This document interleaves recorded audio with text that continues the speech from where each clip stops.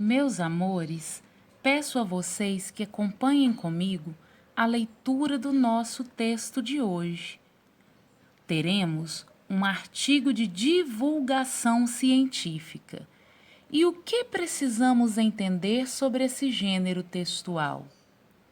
Esse gênero textual nos traz uma linguagem simplificada dos textos, dos artigos que são produzidos pelos cientistas, ou seja, as descobertas, os experimentos científicos, conclusões de alguma pesquisa científica são trazidas para crianças, adolescentes, para o público em geral, com uma linguagem mais simplificada.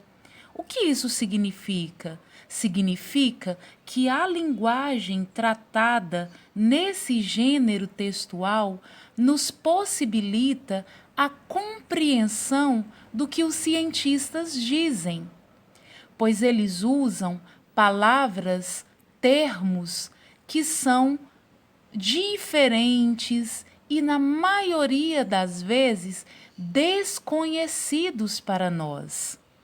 Então, aqui nesse texto, o público em geral tem acesso e uma melhor compreensão.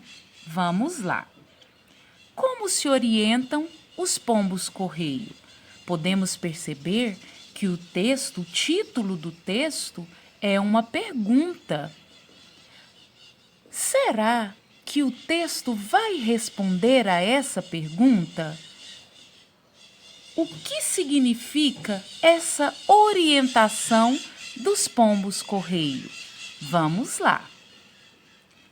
A ciência tem várias hipóteses e nenhuma certeza. O que são as hipóteses? São as explicações. A ciência busca explicações. O que pouca gente sabe é que os pombos-correio só conhecem uma direção, o caminho de volta para casa. Eles podem ser soltos em pontos a 900 quilômetros de distância, mas conseguem retornar ao local onde nasceram.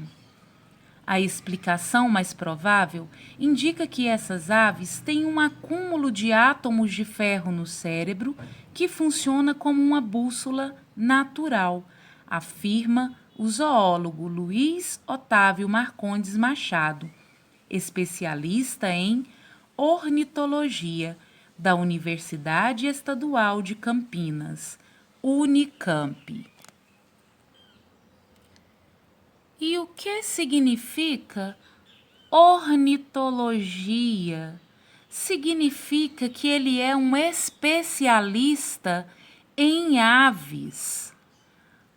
Outros estudiosos sustentam que eles herdaram o sentido de orientação das aves migratórias.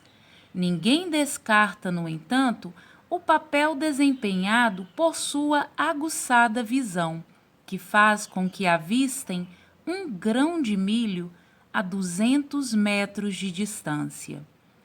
Alguns pesquisadores, por fim, defendem que as aves usam como referência a posição do Sol, da Lua e das constelações.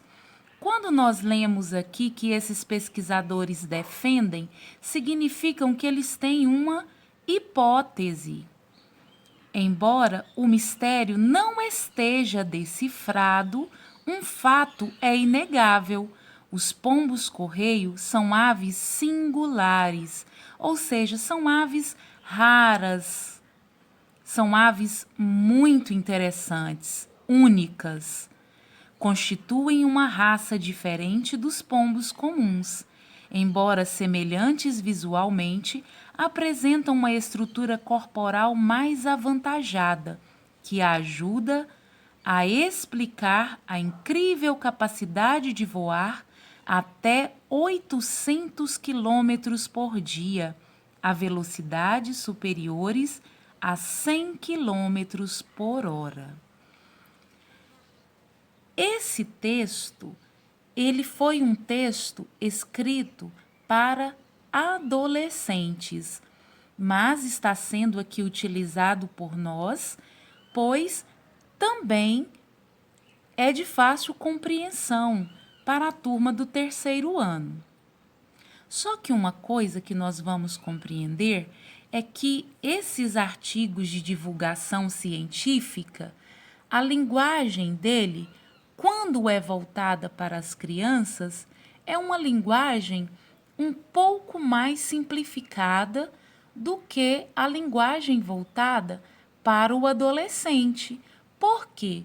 Porque o uso da linguagem para crianças ou o uso da linguagem para adolescentes, como eu já havia dito, busca levar a informação científica para esses públicos e favorecer a compreensão tanto de crianças quanto de adolescentes sobre determinado assunto científico.